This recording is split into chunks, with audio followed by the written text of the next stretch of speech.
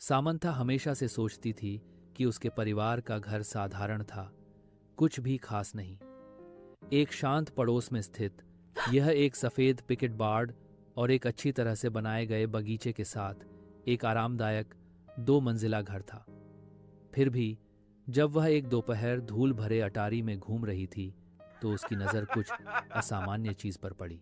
दूर कोने में भूली हुई पेटियों के ढेर के नीचे उसने फर्श के नीचे छिपे एक संकीर्ण ट्रैपडोर पर ध्यान दिया। जिज्ञासा जागी, वह घुटनों के बल बैठी और उसे खोला। नीचे स्थित छोटा सीढ़ीदार रास्ता एक धुंधले बासी सुरंग की ओर जाता था। दीवारें पत्थर से बनी थीं और एक हल्की ठंडी हवा अंदर से फुसफुसाती हुई लग रही थी। दिल की धड़कन तेज होने के साथ सामंथा सावधानी से नीचे उतरी, उसकी टॉर्च अंधेरे को चीरती हुई। सुरंग उसकी उम्मीद से कहीं अधिक लंबी फैली हुई थी, जो पृथ्वी के नीचे मुड़ती और घूमती थी। उसे यह एहसास नहीं हो रहा था कि वह अतिक्रमण कर रही है, कि कुछ उसका इंतजार कर रहा था। अनंत काल के बाद सुरंग आखिरकार एक छिपे हुए कमरे में खुल गई। दीवारें पुरानी अलमारियों से भरी हुई थीं, जिनमें अजीब चमड़े से बंधी हुई पुस्तकें थीं।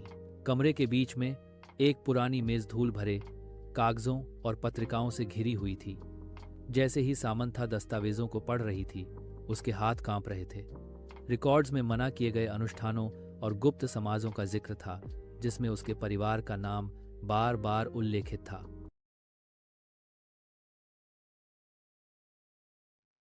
सामंथा हमेशा से सोचती थी कि उसके परिवार का घर साधारण था, कुछ भी खास नहीं।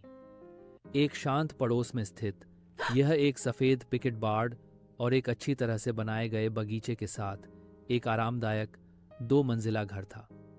फिर भी जब वह एक दोपहर धूल भरे अटारी में घूम रही थी तो उसकी नज़र कुछ असामान्य चीज़ पर पड़ी। दूर कोने में भूली हुई पेटियों के ढेर के नीचे उसने फर्श के नीचे छिपे एक संकीर्ण ट्रैपडोर पर ध्यान दिया। जिज्ञासा जागी, वह घुटनों के बल बैठी और उसे खोला।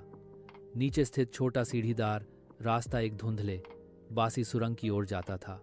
दीवारें पत्थर से बनी थीं और एक हल्की ठंडी हवा अंदर से फुसफुसाती हुई लग रही थी।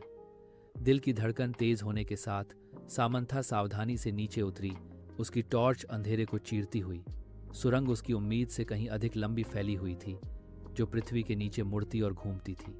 उसे यह एहसास नहीं हो रहा था कि वह अतिक्रमण कर रही है, कि कुछ उसका इंतजार कर रहा था।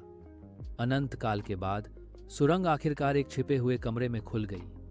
दीवारें पुरानी अलमारियों से भरी हुई थीं, जिनमें अजीब चमड़े से बंधी हुई पुस्तकें थीं। कमरे के बीच